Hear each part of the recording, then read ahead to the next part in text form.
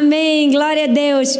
Graça e paz a todas vocês, mulheres únicas que nos assistem, né, aí pelo YouTube. Que pena que a gente não pode ter outras mulheres aqui presencial, mas eu tenho certeza que mesmo de longe, o Senhor está aí onde você está, vai tocar o seu coração. Eu tenho uma palavra especial do céu para você e eu quero que você, agora nesse momento, seja o que você esteja fazendo, vamos orar, vamos fazer o mais importante, vamos pedir ao Pai que Ele se revele a nós, que Ele fale com a gente, que Ele abrace a nossa alma, que Ele nos mostre o caminho, nos mostre a direção, amém? Senhor, muito obrigada, Pai, por estarmos aqui nessa noite. Estamos aqui em São Paulo e no Brasil todo, conectados com milhares de pessoas, milhares de mulheres, que têm um único objetivo: conhecer mais do Senhor, conhecer mais quem Tu és. E conhecendo mais quem Tu és, conhecemos mais a nós mesmas.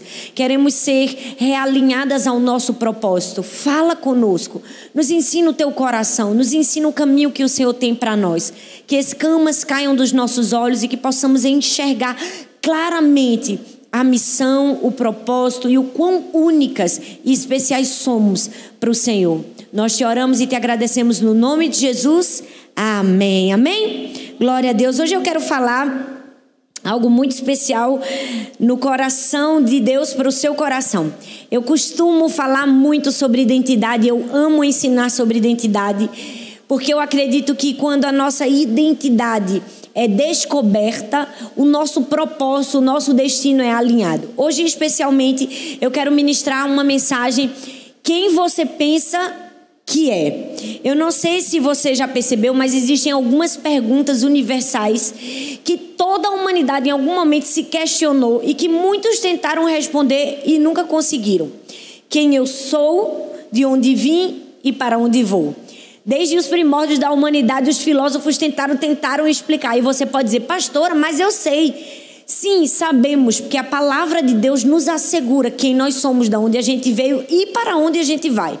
Mas eu preciso te dizer que às vezes muitos cristãos pensam que realmente sabem. E quando vão para a prática na sua vida cotidiana, percebem que talvez não tem tanta certeza assim. Hoje eu quero falar para você que se todas nós mulheres soubéssemos de verdade quem nós somos e qual o destino que o Senhor traçou para nós, com certeza o mundo seria completamente diferente. Se cada pessoa conhecer a si e o plano de Deus para si, nós estaríamos causando uma revolução no mundo. Por quê?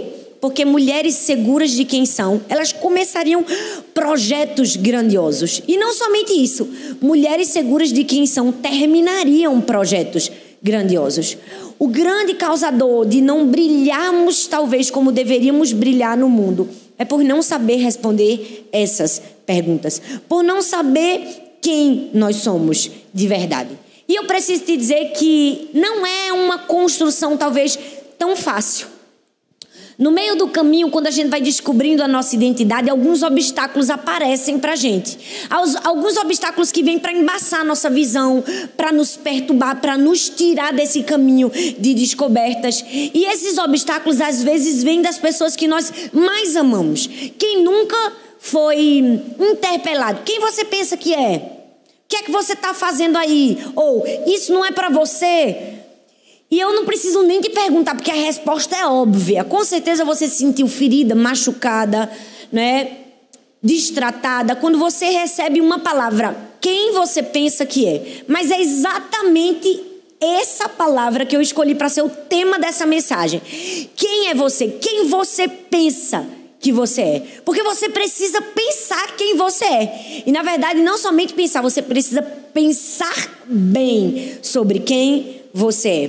Por quê?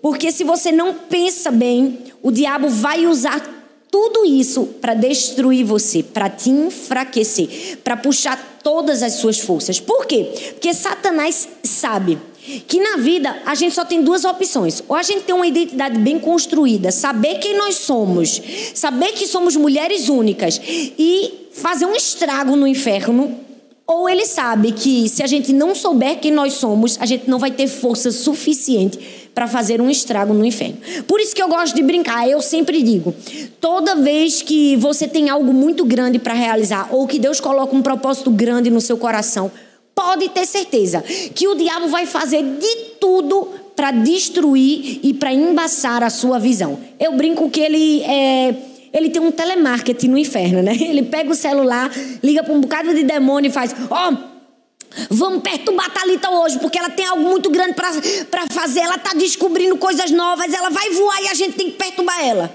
É exatamente isso que o diabo faz. Ele vem para embaçar a nossa visão. Ele vem para destruir, porque destruindo a nossa identidade, ele destrói o nosso destino. O diabo quer minar as nossas forças. Por quê? Porque quando ele faz isso, ele vai minar a nossa identidade. Então hoje eu quero falar para você sobre 3 personagens bíblicos que foram atacados na sua identidade. Cada um tinha um propósito diferente, mas todos eles foram atacados na sua identidade para não cumprir o propósito que Deus tinha para a vida deles. Perceba que às vezes a gente acha que o diabo só ataca a gente na família, na saúde, né? A gente fala muito de Jó, que foi atacado na saúde, na missão. Mas você vai perceber que quase todos foram atacados na sua identidade, porque uma vez atacado na sua identidade, toda a sua vida é influenciada. A primeira pessoa que eu quero falar é um homem chamado Davi. Davi foi levantado para libertar. Esse era o propósito dele, era ser um libertador. Mas ele foi atacado na sua identidade. Como? Ele sofreu oposição dentro da sua casa. Você vai ver que ao construir esse sermão e ao falar desses 3 personagens, eu vou falar qual era a função que cada um tinha sido levantado e aonde ele encontrou oposição. Porque na vida da gente também é assim. A gente é levantado para fazer algo e a gente vai encontrar oposição em algum lugar. Davi encontrou oposição dentro da sua própria casa. A Bíblia diz em 1 Samuel capítulo 17, verso 25 e 28, diz assim: os israelitas diziam entre si: vocês viram aquele homem? Ele veio desafiar Israel. O rei dará grandes riquezas a quem o matar. Também lhe dará sua filha em casamento e isentará de todos os impostos em Israel a família de seu pai. Davi perguntou aos soldados que estavam ao seu lado: o que receberá esse homem que matar esse filisteu e salvar a honra de Israel? Quem é esse filisteu incircunciso para desafiar o exército do Deus vivo? Repetiram a Davi o que haviam lhe dito e disseram: isto é o que receberá o homem que matá-lo. Quando Eliabe, o seu irmão mais velho, ouviu Davi falando com os soldados, ficou muito irritado com ele e perguntou: por que você veio até aqui? Com quem você deixou as poucas ovelhas no deserto? Sei quem você é, presunçoso, e como seu coração é mau, você veio para ver a batalha.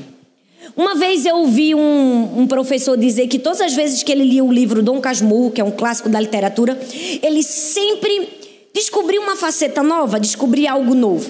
E a Bíblia é assim, na verdade a Bíblia é muito mais do que isso. A Bíblia é um conjunto de tesouros. Você vai ver que você talvez pode ter uma caminhada longa cristã e já deve ter lido o mesmo texto centenas de vezes. E todas as vezes que você lê, ou sempre algo novo pode te saltar aos olhos. Porque a Bíblia tem esse poder. Ela é sempre nova. Ela é sempre fresca para nós. Ela tem sempre um ensinamento novo. E vamos falar a verdade.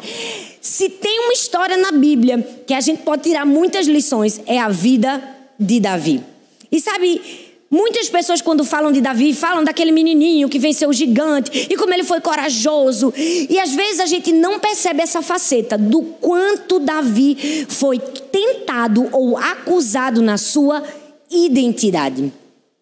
O texto diz que ele estava indo levar comida para os seus irmãos. Ele era só um entregador de comida.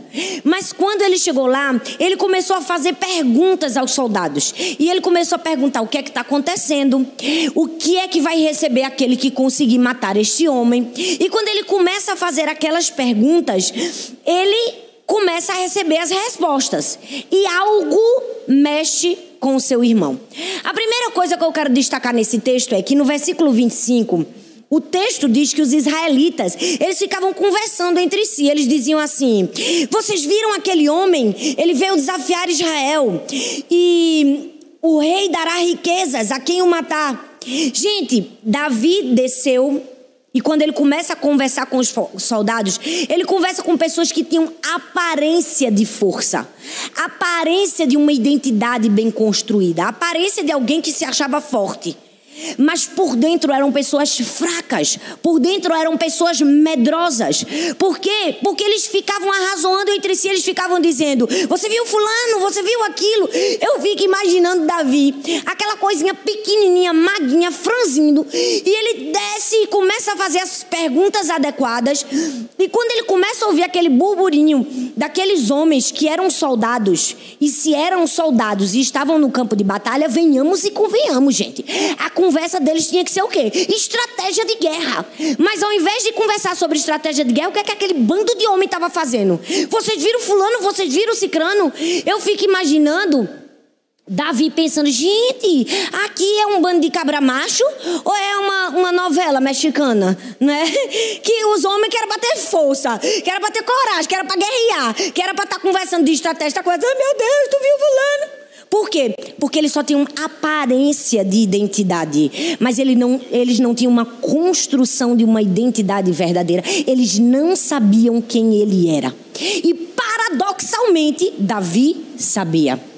Davi, aquele que não tinha aparência, tinha essência. Ele sabia quem ele era e sabia para onde ele estava indo. Por quê? Como é que eu sei, pastora? Por que você está dizendo que eu sabia que Davi sabia? Porque a Bíblia diz que ele fez as perguntas adequadas. Ele não ficou: vocês viram fulano? Como o texto diz que os soldados ficaram. Ele ficou assim: olha, o que é que vai ganhar quem matar? Porque eu vou matar, é certo.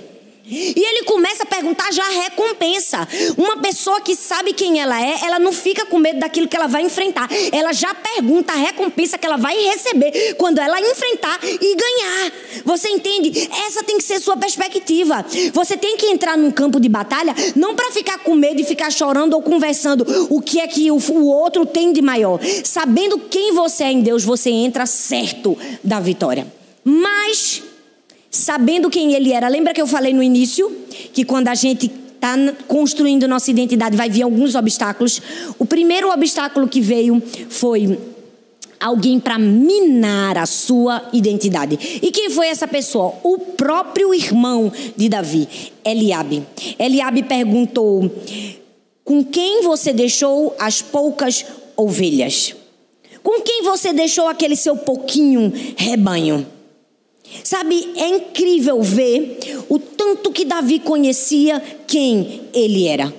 Eu fico impressionada com essa história, gente. Porque no meio de tantas pessoas covardes e com tanto medo, chega Davi, um entregador de comida. Sinceramente, gente, eu gosto muito dos entregadores de comida, porque eles trazem uma coisa muito boa, né? Comida. Mas eu nunca vi um entregador de comida ser o protagonista de um filme hollywoodiano. Ninguém vai ver Batman e o entregador de comidas. Mas Davi vem para quebrar os paradoxos. Ele vem para um simples entregador de comida se transformar no herói, se transformar em alguém que vai mudar as circunstâncias. E toda vez que você aparentemente tiver algo muito simples nas suas mãos, uma função muito simples, como Davi tinha, um entregador de comida, mas dentro de você tiver um ouro da sua identidade, o diabo vai tentar minar você. O diabo vai tentar destruir quem você é de verdade. E o diabo usou quem? Usou Eliabe. Usou Eliabe para afrontar. E se você ver, a primeira pergunta que ele fez para Davi foi: por que você veio até aqui? Essa foi a primeira pergunta. É como se ele estivesse perguntando assim: quem você pensa que você é? Aqui não é lugar para você. Ele estava indo de encontro à identidade de Davi. Mas ele achou pouco e ele não somente perguntou quem você pensa que é. Ele fez uma outra pergunta. Ele disse assim: ó, com quem você deixou lá aquele seu rebanhozinho fuleiro, como chama no Nordeste, aquele bando de ovelhinha lá que você cuida? Com quem você deixou? Por que Eliabe falou isso? Porque Eliabe não queria somente ferir o coração de Davi na sua identidade. Ele queria que todas as pessoas ao redor de Davi soubessem que ele era apenas um pastorzinho de ovelhas. Ele queria humilhar Davi diante de todas aquelas pessoas. E sabe o que é que eu penso? Eu penso que na nossa vida também é assim. Nós não vamos estar isentos de pessoas que vão nos afrontar na nossa identidade, que vão dizer: quem você pensa que é para chegar nesse lugar? Ou você está achando que você é demais? E também não vão faltar pessoas que, diante de outras pessoas, vão tentar nos fazer diminuir. O que é que nós precisamos ter em mente? Que nós precisamos vencer os obstáculos e continuar na construção da nossa identidade. Mas ele falou uma terceira coisa que eu não sei se você percebeu no texto. Ele perguntou quem você é, depois ele perguntou com quem você deixou suas ovelhas e por fim, o que foi que ele falou? Ele disse assim: eu sei quem você é. Primeiro ele duvidou da identidade de Davi. E depois que ele duvidou, ele ridicularizou a identidade de Davi. E depois que ele ridicularizou, ele tentou impor a mentira do diabo para a identidade de Davi. Ele disse assim: eu sei quem você é. Você é um presunçoso. E você veio aqui porque você acha que vai ganhar essa batalha. Agora eu quero que você pare e pense comigo, porque a Bíblia é feita para a gente meditar, pensar, arrazoar. Olha o capítulo anterior a essa conversa de Davi com o irmão. O que é que tinha acontecido antes? Davi tinha sido ungido rei de Israel pelo profeta Samuel. Ele havia sido ungido e quando ele foi ungido, algo aconteceu. Quando um profeta foi ungir, o profeta se enganou. Ele se enganou com a aparência dos irmãos. E quando ele se engana com a aparência dos irmãos, Deus dá uma resposta ao profeta. Ele diz assim, 1 Samuel 16, o verso 7, diz assim: o Senhor, contudo, disse a Samuel: não considere a sua aparência nem sua altura, porque eu o rejeitei. Porque o Senhor não vê como vê o homem. O homem vê a aparência, mas o Senhor vê o coração. Olha bem para mim que coisa linda e especial. Deus já havia assegurado a identidade de Davi antes. Deus já tinha dito: olha, Davi, eu escolhi você, porque o profeta poderia até ter visto a identidade, a aparência das outras pessoas, mas eu conheço o teu coração. Eu conheço o teu coração, porque você tem um coração e uma identidade especial.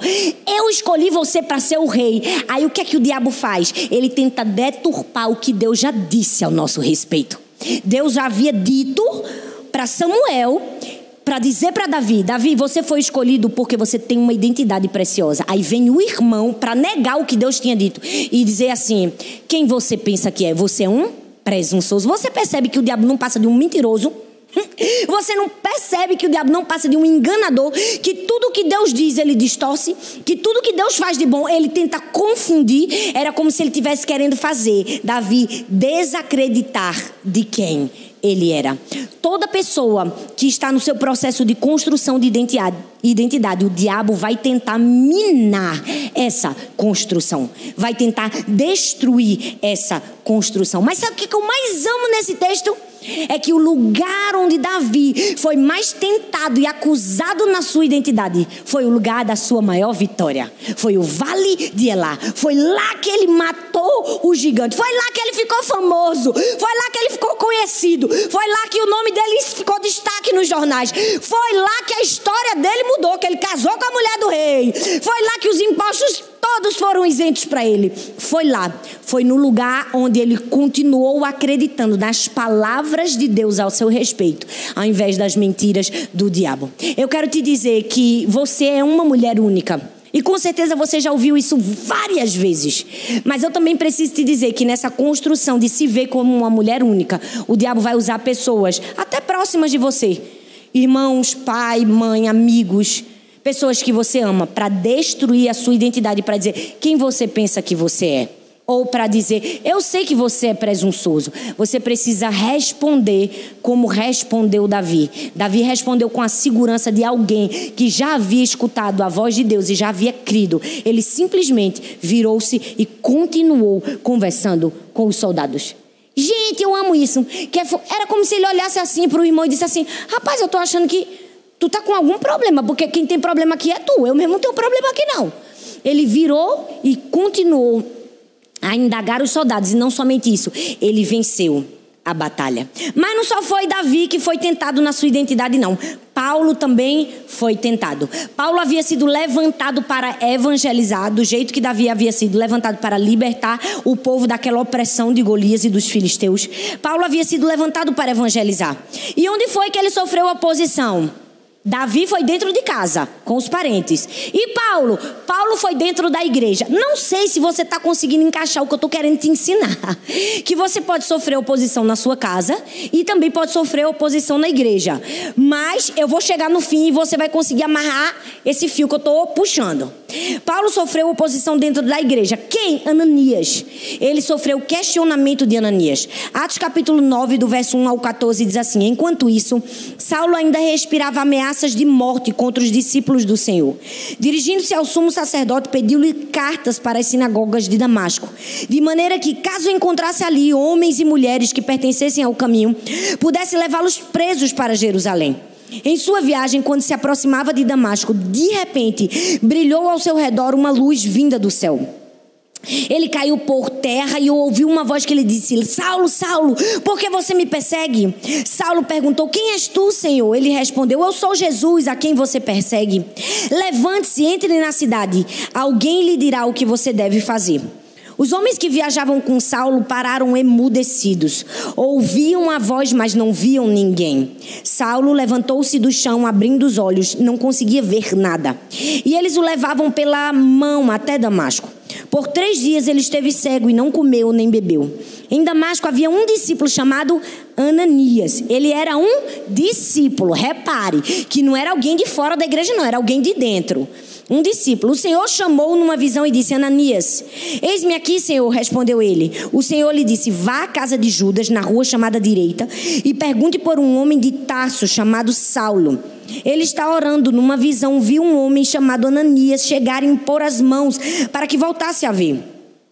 Respondeu Ananias. Presta atenção na resposta de Ananias. Ele disse: Senhor, tenho ouvido muita coisa a respeito desse homem e de todo o mal que ele tem feito aos teus santos em Jerusalém. Ele chegou aqui com a autorização dos chefes dos sacerdotes para prender todos os que invocam teu nome. Qual é o resumo da ópera, como diz o ditado? Aqui estava um homem que perseguia os cristãos. Aqui estava um assassino frio e cruel. Era assim que era Saulo. Era assim que era aquele homem antes de ter um encontro com Jesus. E é fato que toda vez que a gente fala da conversão de Saulo para Paulo, todo mundo quer falar dessa conversão hollywoodiana que Saulo teve, né? Porque só ele experimentou essa luz. O próprio Jesus se revelando a ele, dizendo: Saulo, Saulo, por que você me persegue? Saulo, eu sou Jesus. Vamos falar a verdade, que a gente não vê conversão igual a essa aí solta pela Bíblia, nem pelos dias de hoje, não é? Ele teve uma conversão hollywoodiana linda, maravilhosa, o próprio Jesus se revelando a ele. E às vezes acontece que a gente foca tanto nisso que a gente se esquece que Saulo também sofreu acusação na sua identidade. De quem, pastora? De Ananias. Porque quando Deus chama Ananias e diz: Ananias, você vai até um homem chamado Saulo, você vai impor as mãos sobre ele e você vai curar esse homem. Ananias quase disse não para Deus. Ele disse assim: essa peça boa, esse homem, esse assassino, esse homem cruel que tem matado os cristãos, ele pede carta para quem ele vê no meio do caminho prender e matar. Ananias estava errado? Não estava errado.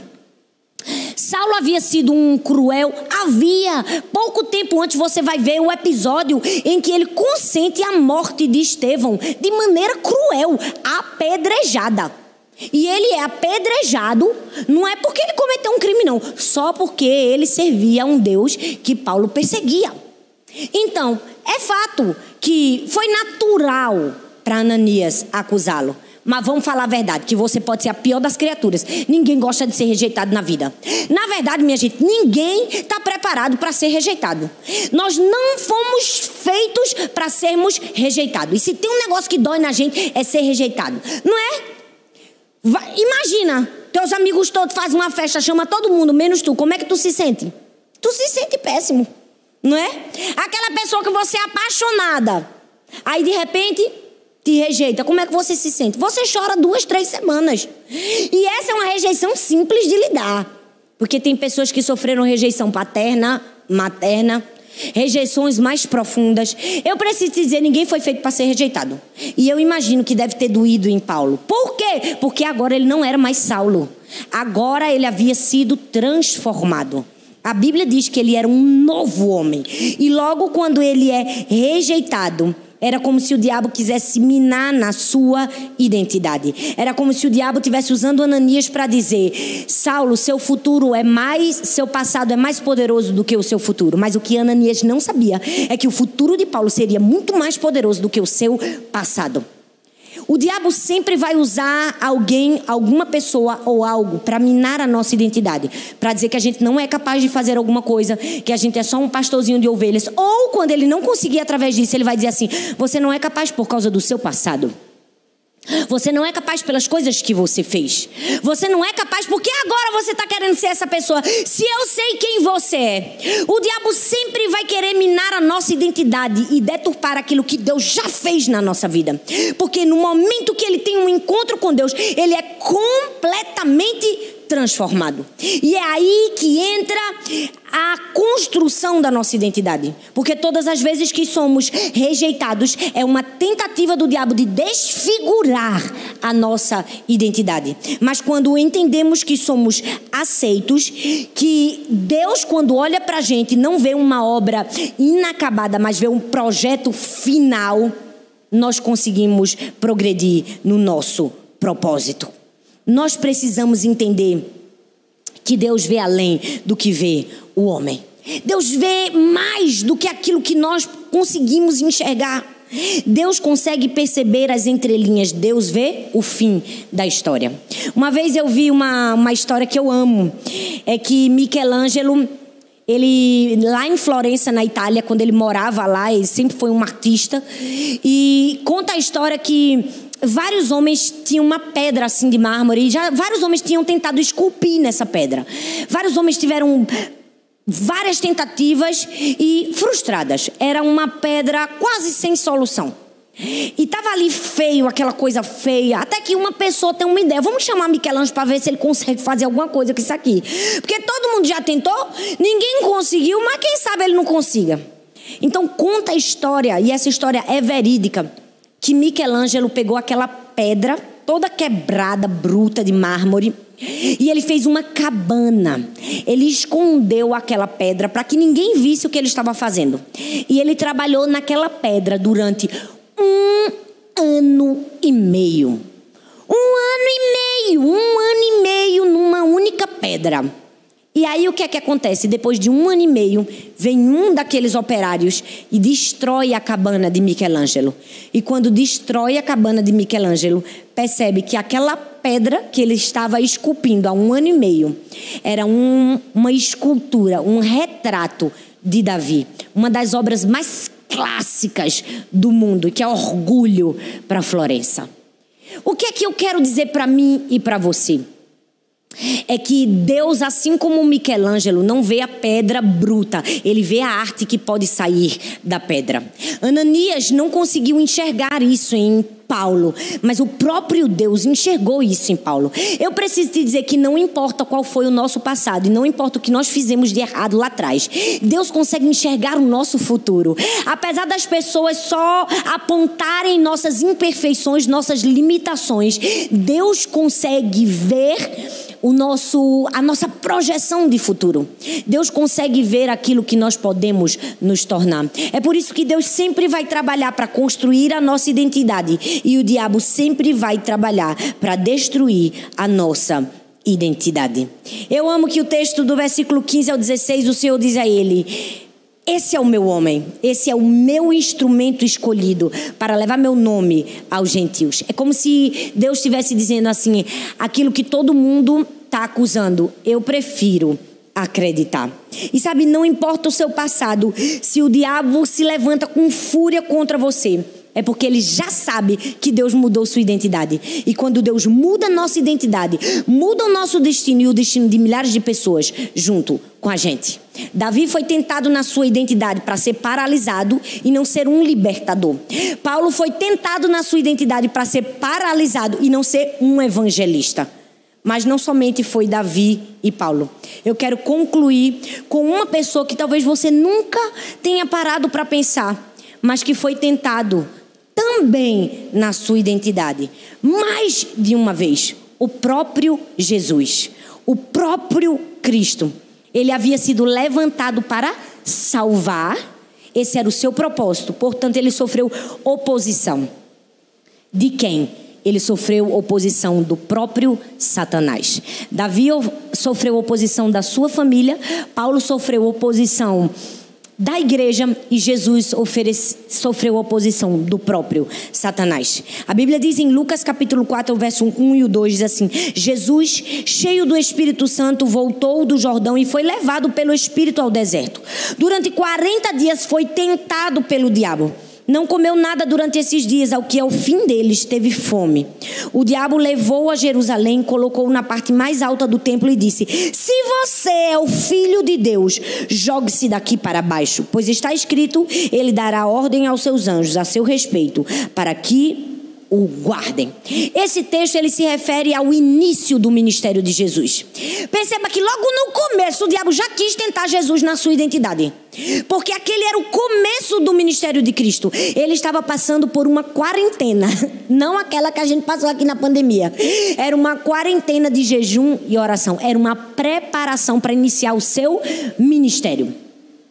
Naquela preparação, o diabo já sabia quem Jesus seria, o que ele faria. Ele sabia que todas as profecias estavam se cumprindo em Jesus. Ele sabia que Jesus havia nascido em Belém, de uma virgem. Ele sabia tudo o que ia acontecer. Ele até sabia que aquele tempo de preparação era algo que poderia prejudicar ele muito lá na frente. Então ele vai certeiro, ele vai na identidade de Cristo. Ele diz assim: se você é o Filho de Deus, como quem diz, quem você pensa que você é? Ou, se você é o Filho de Deus, se jogue daqui. Ele estava tentando a identidade de Cristo. E se você parar para perceber, o diabo também faz isso com a gente. Esse tipo de tentação. Como quem diz, já que você é uma pessoa tão especial, você consegue se expor ou ser vulnerável a determinadas coisas. Já que você é pastora, você pode deixar o orgulho entrar no seu coração. Ou, já que você é um líder, você aguenta firme a tentação, fica aí do lado dessa pessoa. Ou, namora de um jeito que você não deveria. O diabo sempre vai testar a nossa identidade. Ele fez isso no começo do ministério de Cristo. E graças a Deus que Jesus sabia quem ele era e não cedeu à tentação do diabo. E aí, Jesus continua, e para encerrar, ele tem a última tentação do seu ministério. A última carta que o diabo joga contra a identidade de Cristo. A última, ele foi astuto demais. Ele viu que não conseguiu paralisar Cristo no início, nem no meio da sua caminhada. Então ele tentou fazer isso como? No fim da caminhada de Jesus, no ápice, no momento mais importante do ministério e do chamado de Cristo. Você percebe que o momento mais importante do ministério de Cristo foi uma tentação contra a sua identidade? Foi. O texto diz isso em Lucas capítulo 23, versículo 32 ao 43. Diz assim: 2 outros homens, ambos criminosos, também foram levados com ele para serem executados. Quando chegaram ao lugar chamado Caveira, ali crucificaram com os criminosos, um à sua direita e outro à sua esquerda. Jesus, porém, disse: Pai, perdoa-lhes, pois não sabem o que estão fazendo. Então eles dividiram as roupas deles, tirando sortes. O povo ficou observando e as autoridades o ridicularizavam. Salva os outros, diziam eles. Salve a si mesmo, se é o Cristo, o Filho de Deus, o escolhido. Os soldados, aproximando-se, também zombavam dele. Ofereceram vinagre a ele e diziam: se você é o rei dos judeus, salve-se a si mesmo. Havia uma inscrição acima dele que dizia: este é o rei dos judeus. Um dos criminosos que ali estavam Um dos criminosos que ali estavam depedurados lançava-lhe insultos, dizendo: não é o Cristo? Salve-se a si mesmo. Mas o outro criminoso o repreendeu, dizendo: você não teme a Deus, nem estando sobre a mesma sentença? Nós estamos sendo punidos com justiça porque estamos recebendo o que os nossos atos merecem. Mas esse homem não cometeu nada algum. Então ele disse: Jesus, lembra-te de mim ao entrares no teu reino. Jesus disse: eu lhe garanto que hoje mesmo estarás comigo no paraíso. O diabo, vendo que não conseguiu paralisar Jesus no início do seu ministério, quando atentou contra a sua identidade, atentou contra a sua identidade no fim do seu ministério, no ápice, no momento mais importante que ele estava entregando a sua vida por amor a mim e a você, o diabo disse: quem você pensa que é?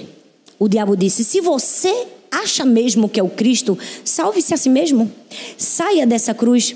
Você percebe como é grave ser tentado na nossa identidade? Como é sério falarmos da nossa identidade? O diabo tentou a Davi, tentou a Paulo, tentou a Jesus e vai tentar você e a mim também. O que nós precisamos fazer? Saber quem nós somos. Saber que somos únicas e especiais para Deus. Saber que temos um chamado. Saber para que estamos aqui. Saber lutar contra as hostes do inferno. Saber conhecer quem nós somos, reconhecer a nossa verdadeira identidade. E eu quero terminar essa mensagem com uma ilustração de um pintor muito famoso chamado Doré, um francês. E ele conta a história que um dia ele estava fazendo uma viagem e ele esqueceu o seu passaporte, seu documento. Então ele precisava passar ali, eu não me lembro direito como era a história, mas aquela pessoa questionou quem ele era. E ele dizia: eu sou Doré. E a pessoa: não acredito, eu não acredito, eu não acredito. E até que não tinha mais como se provar. Ele não tinha documento. Então aquele homem disse assim: pois então, se você é Doré, pinte. Faça desenhos aí, faça rabiscos para eu ver se você realmente é esse homem. E aí conta a história que ele pegou um lápis, um papel e começou a riscar e a desenhar.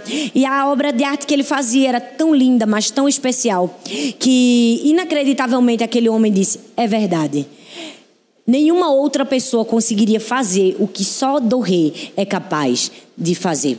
Aquele homem sabia quem ele era, sabia o que ele era capaz de fazer e sabia qual foi o talento que Deus havia designado para a sua vida. O que é que nós precisamos, pastora, para vencer todas as tentações que o diabo vem contra nós? Saber quem nós somos, saber o nosso talento e qual o papel que Deus designou para que nós possamos cumprir. Para onde nós estamos indo? Eu quero te dizer que aquelas 3 primeiras perguntas que eu falei para você na introdução do sermão: quem eu sou, de onde eu vim, para onde vou? O mundo pode não ter as respostas, mas nós temos as respostas. O mundo pode não conhecer, mas nós precisamos conhecer. Precisamos conhecer tanto a Deus, de maneira que possamos enxergar quem nós somos nele, para assim cumprir o nosso propósito, como cumpriu Davi, como cumpriu Paulo e como cumpriu Jesus, para que a gente possa terminar e dizer como disse o apóstolo Paulo: eu combati o bom combate, completei a carreira e guardei a fé. Aí onde você está, eu queria que você colocasse a mão no seu coração. Eu quero orar por você. Talvez você esteja pensando: meu Deus, como é tão sério isso? Como eu preciso realmente ter essa certeza de quem eu sou? Como eu não posso levar um assunto como identidade como algo frívolo, como algo simples, como algo que eu não devo dar devida importância? Como eu preciso reconhecer os ataques do diabo contra mim para minar o meu propósito? Eu quero que você coloque a mão no seu coração e diga: Deus, me ajuda a enxergar isso. Me ajuda a enxergar que todas essas ameaças que o diabo usa, pessoas, família, igreja e até o próprio Satanás, na verdade, são apenas a última etapa do cumprimento da minha vitória. São apenas a última tentativa do diabo de perder. Mas que nós possamos fazer como Jesus, ir até o fim e cumprir o nosso papel. Senhor, muito obrigada, Pai, pela vida de cada pessoa que nesse momento está assistindo essa live e ouviu essa mensagem. Eu quero te pedir que o Senhor abra as escamas dos nossos olhos, limpe os nossos olhos, tire toda a visão embaçada de quem nós somos, de quem Tu és, que nós possamos saber responder essas perguntas: quem somos, para onde estamos indo, qual o nosso propósito, qual a nossa missão, que possamos entender que somos mulheres especiais, únicas, com um propósito aqui na terra a cumprir. Não permita que a gente ceda à tentação do do diabo. Não permita que a gente ceda ao ataque do diabo contra a nossa identidade. Que tenhamos a força necessária, a força suficiente para dizer não a todos esses ataques e dizer sim à voz de Deus, que já nos prometeu uma mudança, uma transformação, com uma luz no meio do caminho, com um profeta falando quem seríamos e com o próprio Deus que profetizou para Jesus quem ele salvaria. Que a palavra de Deus a nosso respeito tenha muito mais valor. Que a palavra de Deus a nosso respeito seja aquilo que guia a nossa vida. E não as acusações dos homens. E não o intuito de Satanás de nos destruir. E que fortalecidos de uma identidade bem construída, possamos ir até o fim. Cumprir o chamado de Deus para a nossa vida. E possamos terminar a nossa carreira dizendo, como disse o apóstolo Paulo: eu combati o bom combate, completei a carreira e guardei a fé no nome de Jesus. Amém, amém e amém. Oi, eu estou muito feliz que você tenha chegado até aqui. Obrigada por assistir até o fim essa mensagem. Eu espero que ela tenha sido uma bênção na sua vida. Eu tenho mais um convite para você. Compartilhe essa palavra com outras pessoas e que ela também seja vida e encorajamento para outras pessoas. E não se esqueça, eu vou deixar aqui nessa tela mais 2 indicações de mensagens para você assistir. Tenho certeza que continuar aprendendo vai te ajudar a chegar no propósito de Deus para a sua vida. Um grande beijo no seu coração e Deus abençoe.